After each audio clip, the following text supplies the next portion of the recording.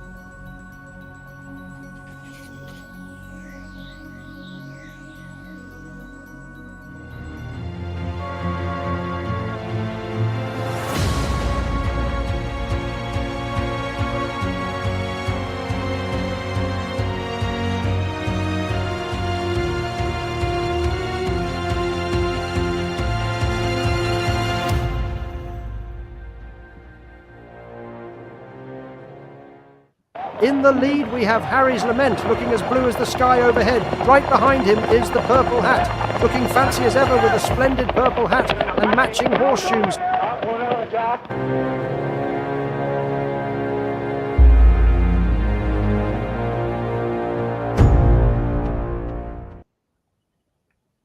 And here's the architect and all that stuff, John Prideaux.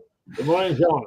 Good morning, Keith. Good morning. Wow, gosh, we got through quite a bit, didn't we, over the last we sure did, and it's all good stuff. There's a lot to live up to now. Yeah. So what's happened in the 2 weeks since we saw you last? What's happened? Well, I went to Dorset for a little weekend away, which was very nice. Other than that, it's been bit of work, bit of this, bit of that, bit of the other. The allotment's getting going now, although I must admit I'm just play a bit part in that enterprise. Can I put in an order for broad beans? Broad beans, yes. We've got courgettes, we've got tomatoes.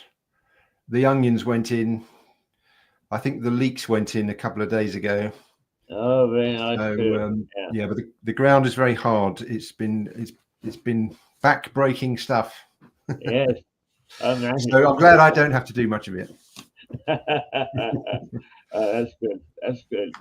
Yeah. What's happening in the AI field? In the AI world, so I've been keeping an eye on things, and it's interesting actually. I was looking at the BBC. They've got an artificial intelligence sort of section, if you look up on the news site, and there's not been that much going on. There's a few little reports here and there, but nothing major. But there was some fairly biggish news for those that are following the sort of bigger picture of AI. So Sam Altman, who runs OpenAI, the company that gave us ChatGPT, they've announced very firmly that they're going to maintain their non-profit making core. It's interesting that their structure, they have their non-profit making mission, to give us all the benefits and not the harms of AI is their intention. But they've got profit making arm that sits under the non-profit structure. But there was a lot of talk about whether they were going to go full for profit, but they've decided not to for now, at least. And it's interesting because they need to still raise a lot of money to pay for the infrastructure. It's kind of they've got the clever algorithms and training largely done. That took years of research, but of course it was always only being used by a small number of people. Now it's gone big. The infrastructure you need, the data centers, the energy, the power is huge, and so to continue the sort of overall mission of AI, that's where the investment needs to come. And of course, investors want to see where their money's going to come back. So if you say you're not for profit, they may not be so keen to give you money. So it's a tricky balance that they're having to make. Well, we're looking to try and make a bob or two, aren't we? The last little clip that we showed there of the races is particularly intriguing me, and I know that you're experimenting to see what's possible and what's not. I actually am approaching the people that still support Lewis Racecourse. All right. And I'm asking them to give us the details of the last race in 1964 on this course, to see whether we can, in fact, replicate it. Well, I've got a bit of a taster for you as the finale to the show. So hold that thought. Right. I've been doing a bit of research, and I found out a few things from some interesting places, and then done a couple of little tasters just to give you an idea of what you might be able to do. I thought with all this big strategic news, I thought it might be interesting or helpful for people just to go back to some basics really of as ChatGPT is in the news. I'm sure there are still people, many people that have not yet bitten the bullet or taken the plunge, and it's still all a bit mysterious. So I thought we might just cover a few things that sort of practical, useful things you can do, and particularly the citizens of Lewis and the surrounding areas, and anyone dealing with sort of local councils and if day-to-day things that you see that you want to highlight with your local leaders to get them to maybe change something. So the art of writing the polite complaint letter, I thought would be quite an interesting little thing to explore. Indeed, yeah. I mean, have you ever written a letter of complaint? Yes, it's actually I need one. You need one. I'm really very fed up with O2. O2, right? Okay. They cut me off for all of £1.50. Oh my goodness. Well, I think we can't comment on individual cases, but if I give you an example, it might help you with your own affairs. Talking of BT, I've had a bit of a complicated arrangement. I've got two. This is going to bore people probably, but I've got two telephone lines for historic reasons into my house, and one has got my broadband on it, and the other one hasn't. And for the sort of logistics and location of the house, I want to move the broadband from one line to the other, and then cancel the old line. That's all I want to do. I started this whole process back in February. And I won't bore you with all the details, but it's been very complicated. Things have gone wrong, but I keep getting a little bit further. And yesterday, I received 2 broadband hubs. I only need one, and one's an EE hub and one's a BT hub, and also they didn't come with a broadband connector. So I still can't do what I want to do. Anyway, that's a whole nother story. So perhaps I've got a ChatGPT window open here. There's also other models that you can use. There's Gemini from Google. There's Claude There's another one. Who's that? Amazon. So we can. It's interesting that they're all slightly different. You know, you'll get different results. So let me just do my usual fiddling around to present my screen. Share my screen. I've got the right glasses on, so that's good. Good start. And I just need to find my tab. There it is. It's that one there. Right. Okay. So I don't know if you can see that and reveal it to all.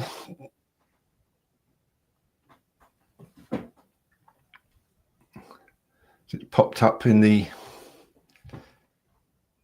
maze of browser windows. Can you see that, Keith? No. I know it's just for you and I. So I've shared it. I think you need to press something your end to make it visible. Right. Now what would that be? But while you do that, I'll say what I'll say what we were about to see. So I've got a ChatGPT conversation open, and with my prompt. My prompt says, I'd like to politely complain to my local council about issues with my bin collections. After emptying the bins, they are always left in a haphazard way, blocking the pavement, swapped with neighbours, etc. Could you draft an email for me? So that's all I've told it. Fairly straightforward. And I'll keep going. I can read it out. So I'm going to press go. And by the way, to get to the ChatGPT window, you just type in ChatGPT into your browser, and it'll pop up. It's easy to find. And then you get your conversation window.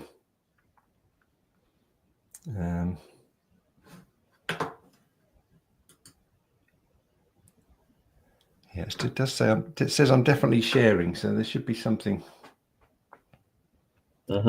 Something there somewhere.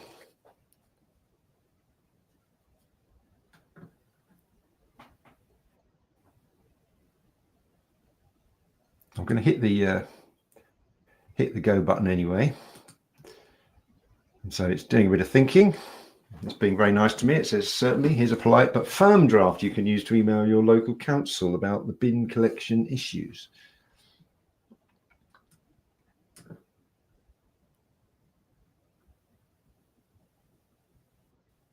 And it's giving me a nice little draft email that I can send out. There we are. We found it. So here we go. So there's my prompt at the top there, which I just typed in. I'd like to politely claim to my local council. I can add other things. I can change the tone. I can make it a bit more less polite. But I thought a polite complaints I think are always more effective than polite ones. So, and here it is. Here's what it's come up with very quickly. So I hope this message finds you well. I'm writing to raise a concern about the way bins are being left following collections in our area. So it goes on to sort of appreciate the challenges. I appreciate the work done by the waste collection teams. I've noticed a recurring issue where bins are not returned properly after being emptied. Often they're left in a haphazard manner, blocking the pavements, etc., etc., etc. So it finishes up. Thank you for your attention to this matter. I look forward to your response.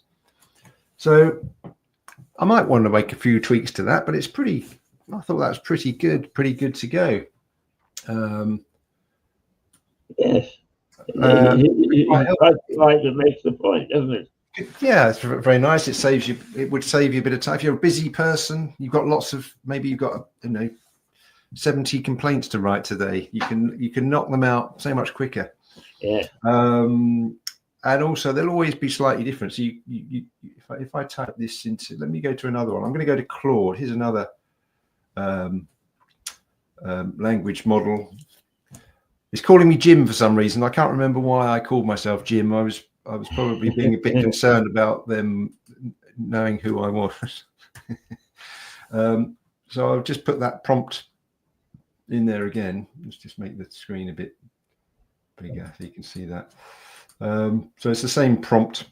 And you may have heard terms, you may read it in the papers about prompt engineering. It's a sort of new thing. So, I mean, this is very simple, basic language, as if I'm just talking to a human. But you can get quite adept at asking for the right things and getting it to give you the right sort of answers. But it really takes the experimentation. Try different ways to see what you get. So here's Claude giving us its version. It's as you can see, the layout is a little bit different. You can see it typing. It's all a little bit more structured and formal, this, by the look of it. So we've got, I'm writing to raise a concern regarding the waste collection service. So very, very similar. I've observed a recurring issue, yes, and then it's done a nice little bullet pointed list. So this is a bit more business-like, I think. But I could say, could you make this a little less formal? So you can interact and get it to redo and change things. So, and of course, if you've got an issue with O2, Keith, you could give ChatGPT or Claude or Gemini, give them the outline of your problem and what you want to complain about, and they can it can help out. You can also, I was looking at some tips for the legal profession, and there's quite a few things you can get these models to do. You can do research, providing it's not something, it doesn't need something that's very recent. So you can find case history and that kind of thing, and precedents for legal cases. So you can write it in a more legal tone. And I could try it with this. Could you write this with a more legal tone? So it's still going for bullet points, even though I said do it less formal. So I think that's still a bit more business-like than ChatGPT. So in fact, what I'm going to do, I'm going to switch. Yeah, right.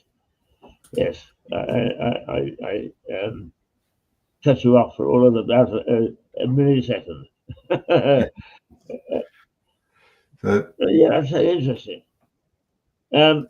Yeah, so that's a complaints letter. Now another one I thought might be popular is, and it's happened to me a few times, is a parking ticket that I feel has been unfairly issued.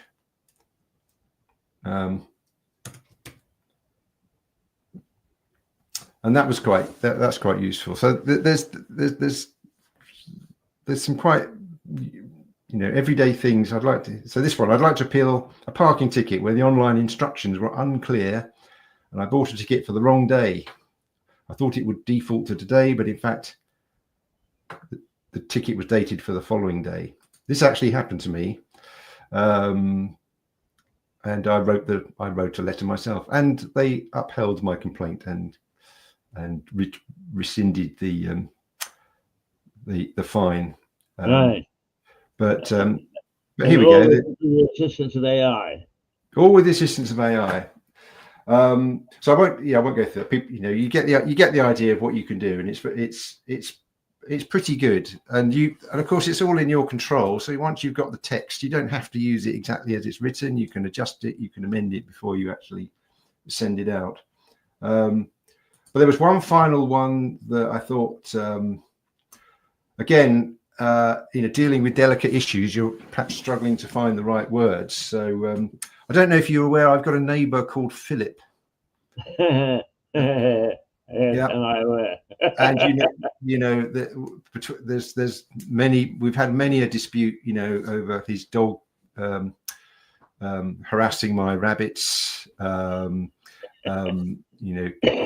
He's complained about a number of my activities. One of which is not keeping my car clean enough. So I thought it was high time to do something about this. So I've just drafted up a little prompt here. So I'll pop this into. I don't know what it's going to come up with, but I'll pop this in.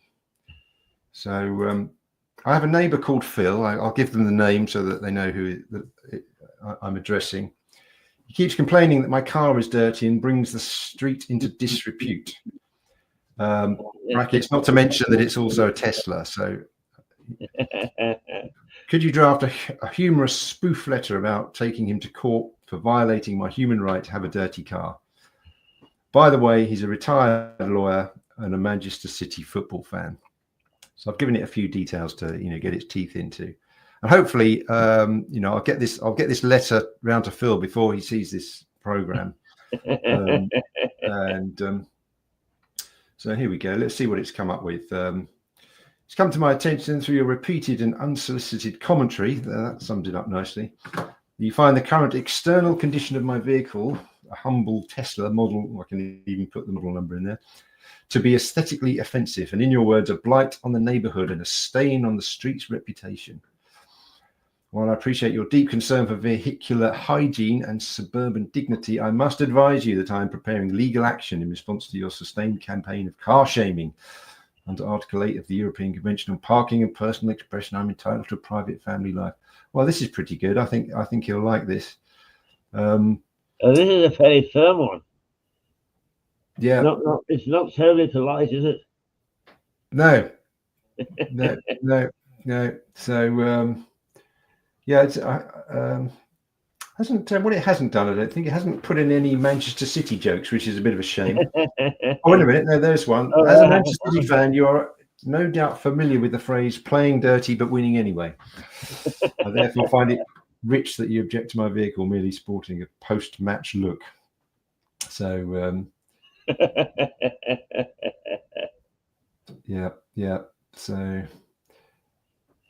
yeah. Should the harassment persist, I will have no choice but to escalate matters to the Netflix documentary stage. The working title is "Phil versus Filth: The War on Dust." So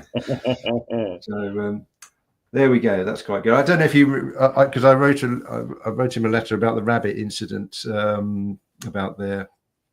The cost of psychiatry for the rabbits because they were traumatized by the dog harassment, which was good fun.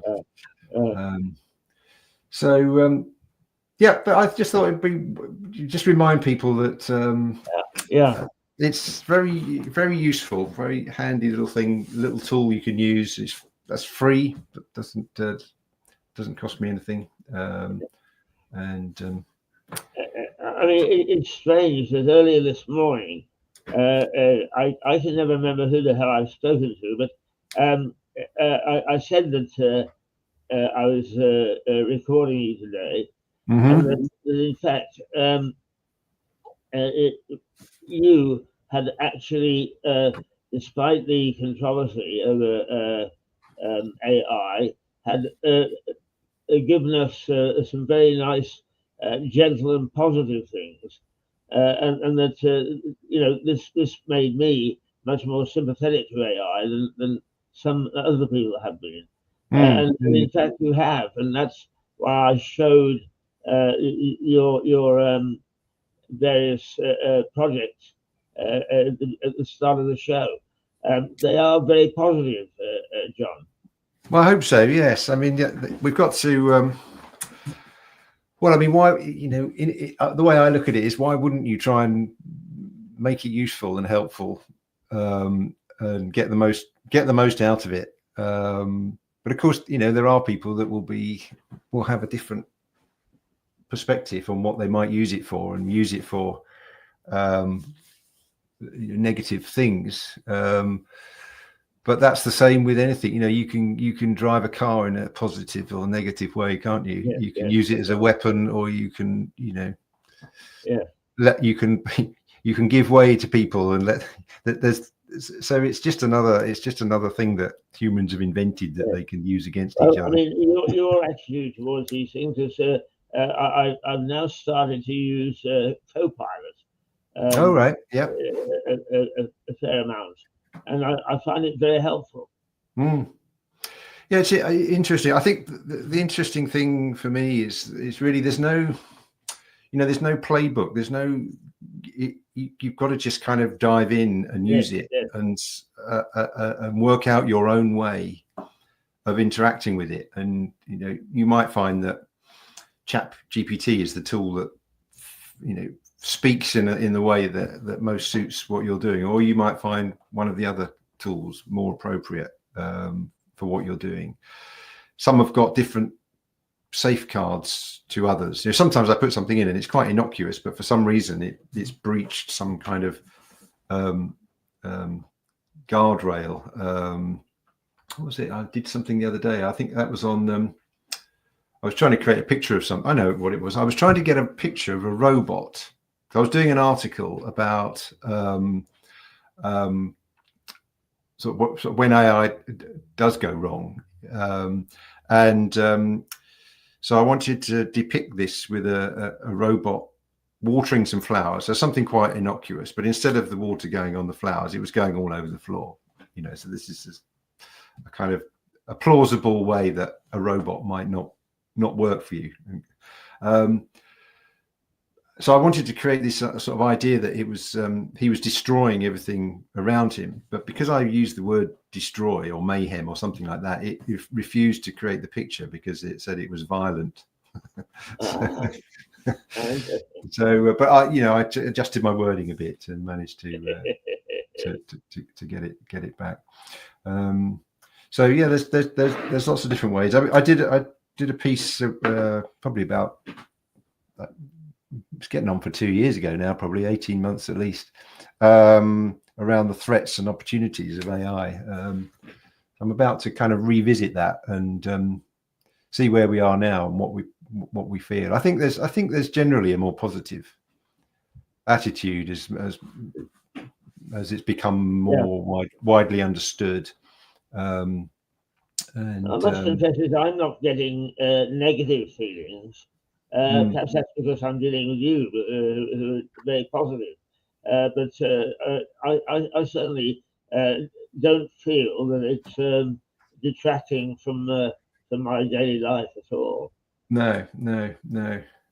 So but, now you know that I like to set you impossible tasks. Yes. One of the things that I am using tentatively AI for is we are a very speech-based television operation, and I'm quite keen for us to do some sort of entertainment a la our racehorse thing.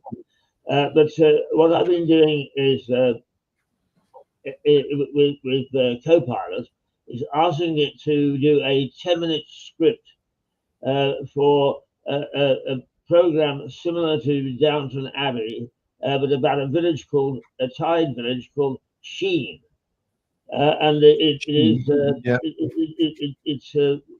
says it's creating a script for me. I haven't seen a script yet. Now, you are a thespian. You love acting.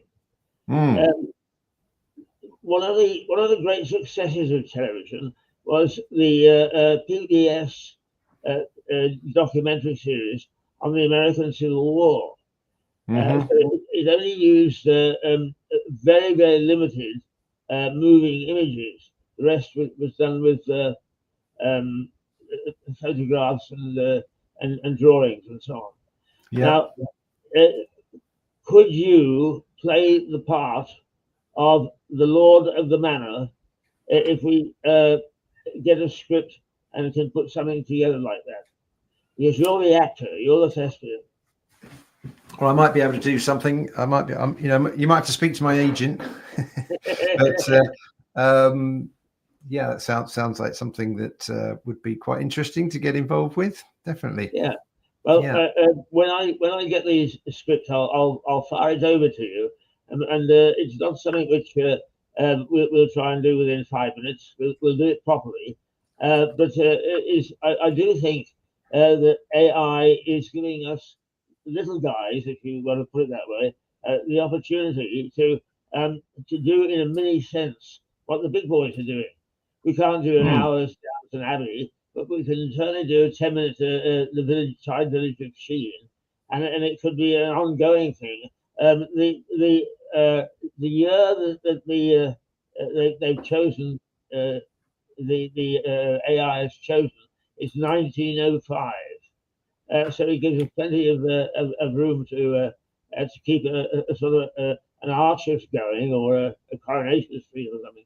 Over a long period of time. So you would become Lord.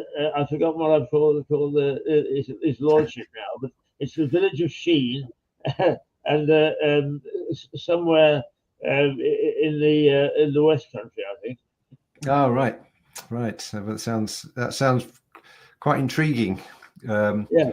Maybe there are other ways we can help with the AI. So, I mean, it's similar to the sort of Lewis idea, isn't it? That so it's like I did do some research around that. I found I've got one of these Ancestry subscriptions, because I do a bit of, been putting my family tree together over quite a few years.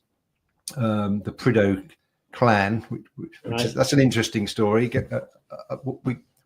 We got a Prideaux probably about 20, 30 years ago, wrote a very detailed genealogy book about the Prideaux, which my dad bought, which is very unusual because it was a sort of letter came through the post, and even then, there were scams. But anyway, we bought this book, and it turned out to be genuine and very interesting. So we can trace our roots right back to Cornwall, and pagan Lord of Prideaux.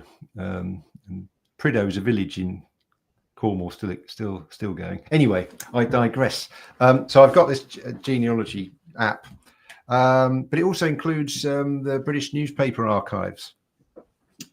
So I searched for news about the Lewis racecourse closure, and I managed to find an article. Well, it was it's the sports page of the Belfast newsletter for the 16th of September 1964, the day after, and lo and behold, there were the race results of the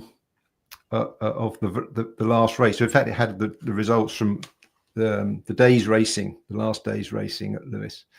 And I'd already tried.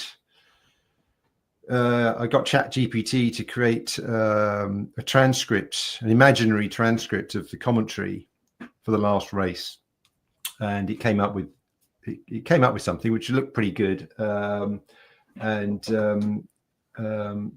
But it used imaginary horse names and rider names and so on. So when I found this bit of information, I revisited it, put it back in, and it created a commentary which you can share if you like. It's that was quite a long commentary. You can just see it here. I won't read through it, but this is all created. This is not genuine. But they've used Peter Bromley was a commentator of the day, so they imagined it could be him. So, and here we go. We've got the favourite is Boodle at 2-1. Night Signal well supported at 7-2. So some nice sort of phrasing in here. But so I did a shortened version, and then I did the usual. I'll just unpresent that. What I'll do now, I'm just going to change my settings, Keith. I'm going to play a clip. So I've turned that race commentary into voice, and I just have to turn off the old echo setting so that everyone can hear it. So you might, if you say anything, Keith, you might get an echo. So I'll just turn that off, and now I'll try playing this clip for you. So this is the commentary by Johnny the horse. And they're off for the final time here at Lewes. A moment of history in motion as the runners thunder down this storied Sussex turf. 8 go to post in what will be the curtain call for this ancient course, dating back to the 18th century. And they're already sorting themselves out as they come up past the stands. It's Boodle, the 2-to-1 favourite, who takes an early interest, prominent on the rail with Chaplin tucked in behind. Miss Rhonda at a lively 7-to-1 is travelling well under keeping just off the pace. Night Signal, smartly backed at 7-to-2, sits comfortably midfield, while Final Bridge and Cariad are being ridden more conservatively at the rear. Up the hill and into the final bend they go, and now it's Miss Rhonda making a bold move. Elliot pushing the mare forward with real purpose. Boodle is under pressure, struggling to find more as they straighten up for the final dash.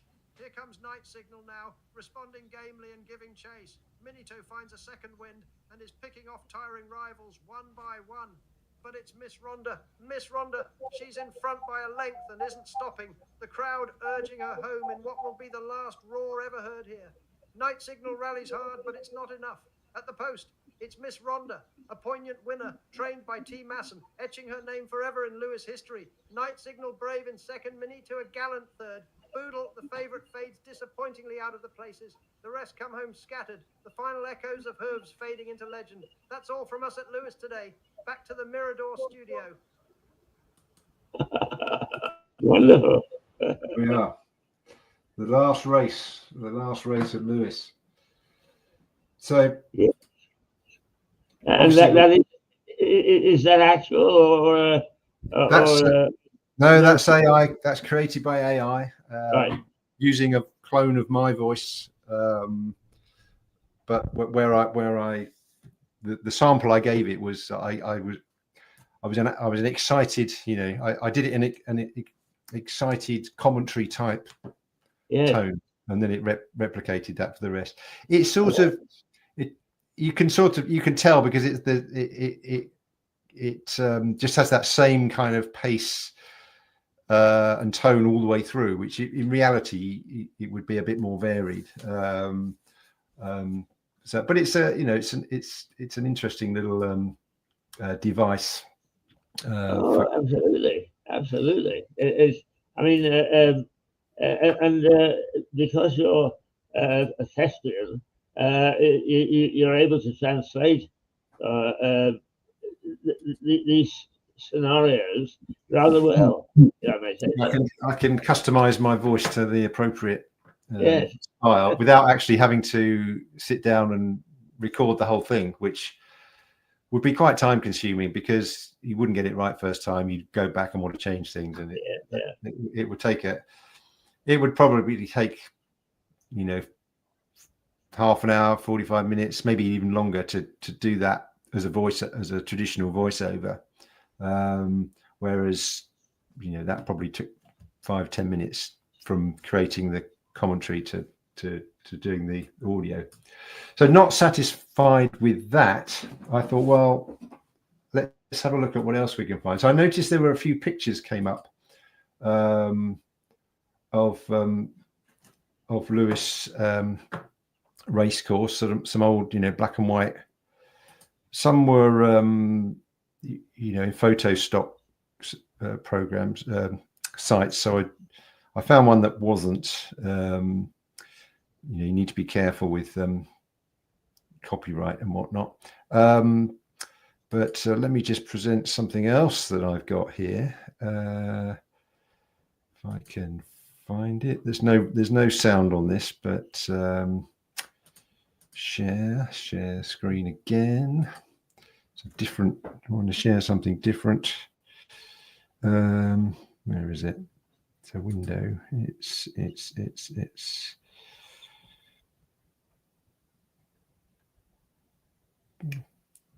No, can't find it. Hang on a second. I'll just I'll open it up again.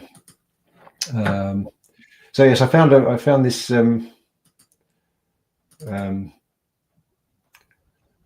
picture.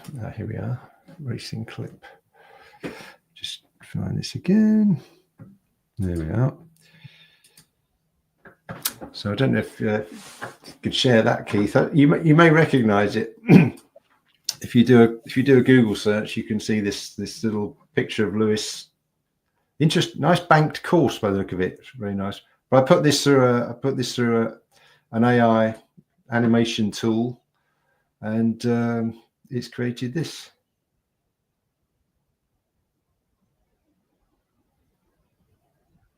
There you are. Just 5 seconds, but that's. I'll play it again. There we go. It's as if we were there.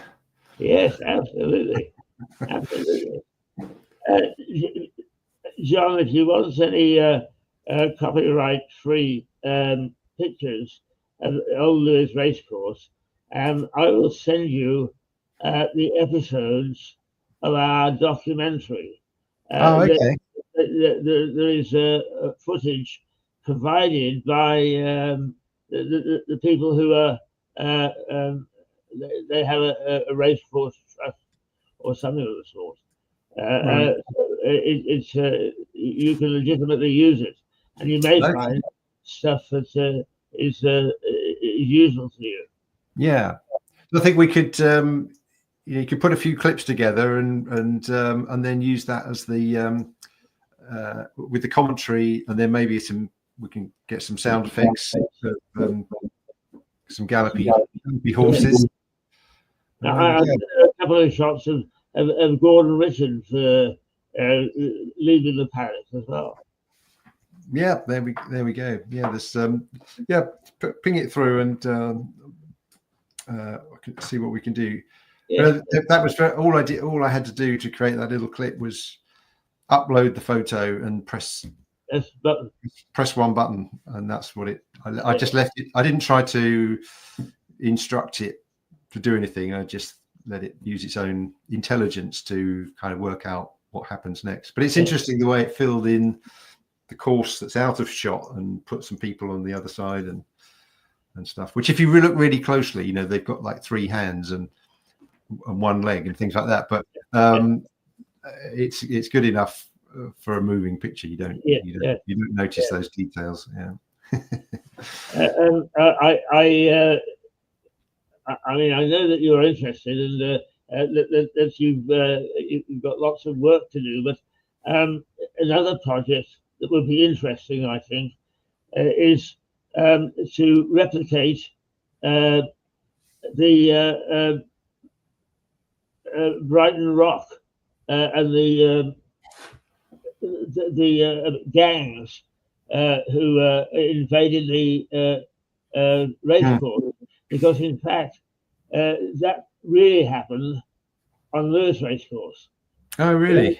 Even though in Brighton Rock it's on a Brighton Racecourse, right. It happened.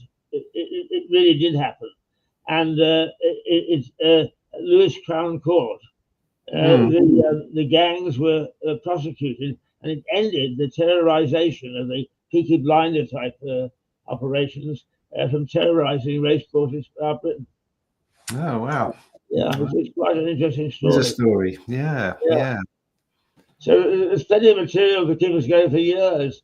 Absolutely, there'll be no end to it. No end to it. So yes, I'm doing a more mundane things around distinguishing between different types of insurance email. Using AI to route emails to the right teams and that kind of thing by the context. So that's been a lot more effective than we thought it might have been, but it's really pretty good. So it can tell the difference between a quote and a claim, and it extracts information and put it into systems and that kind of thing. And imagine that people would find that very useful.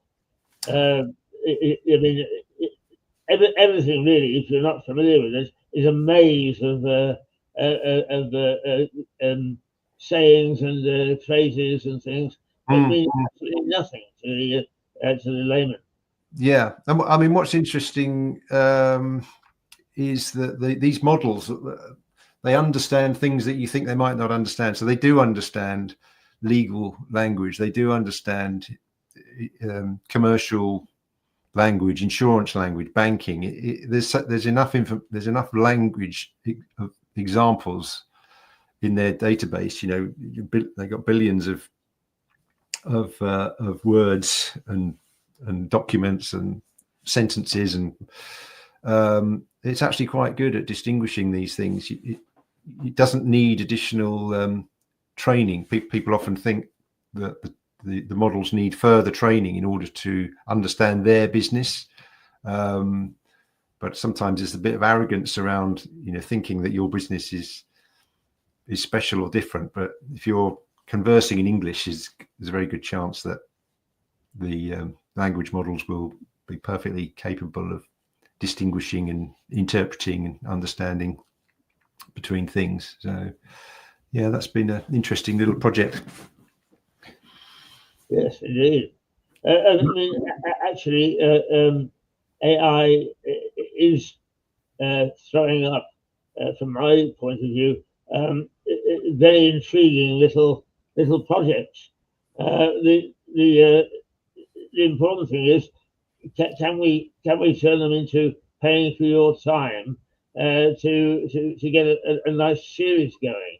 I really think everybody I've spoken to thinks that the ideas are terrific. Only you know how long they would take. Yeah, it's getting these things into sort of robust, repeatable sort of products is sort of where the challenge lies, because it's such a volatile sort of moving feast at the moment. You can do one thing one day, and then the next day something changes and it doesn't work. Well, I had an issue yesterday where because I'm using various tools, and I've got these subscriptions for different things, which are all fairly cheap, but the bank decided to switch one of my cards. They thought,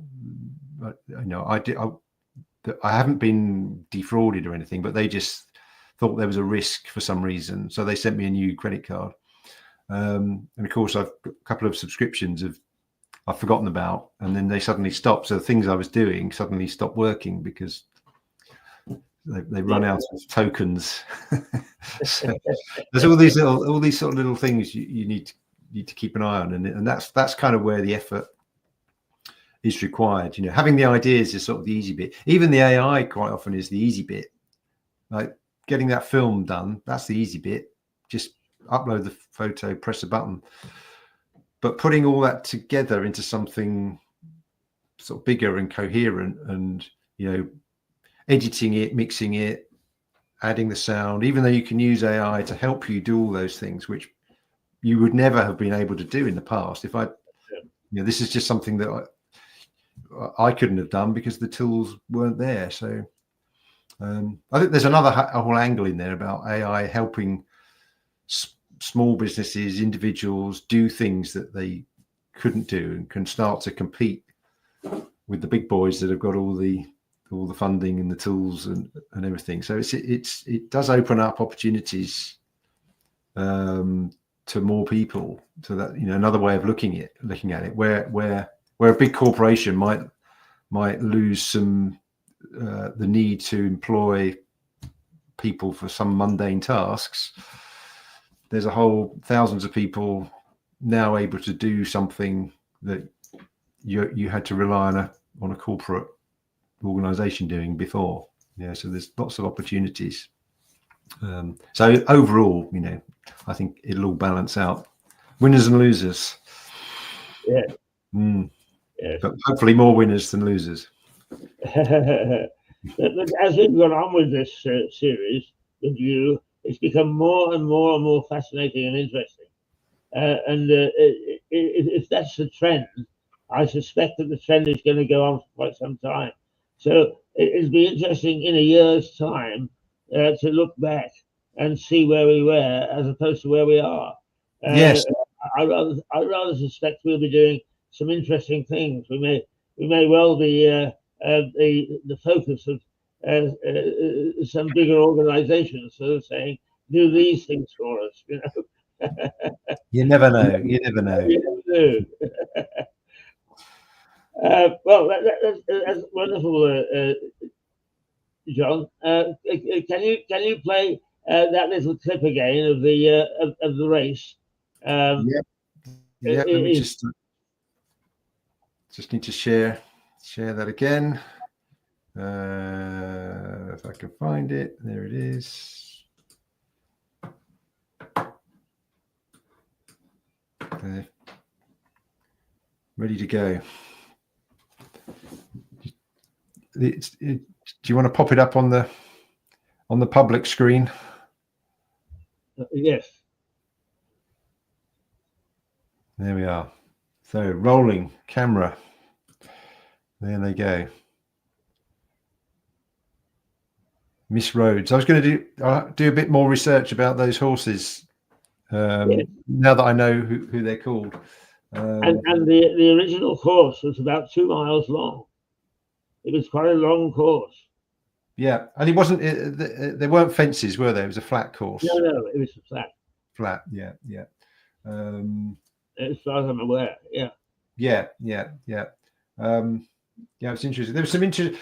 Well, maybe next time there's some other things that were in the little piece in the Belfast newsletter about things that happened on that day and the Queen's horse and stuff like that. So we'll share those next time.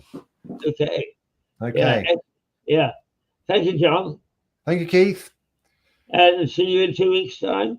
See you in 2 weeks. Yeah. Excellent. Same time, same place. Right you are. Okie dokie. Okay. Take care. Bye then. Bye.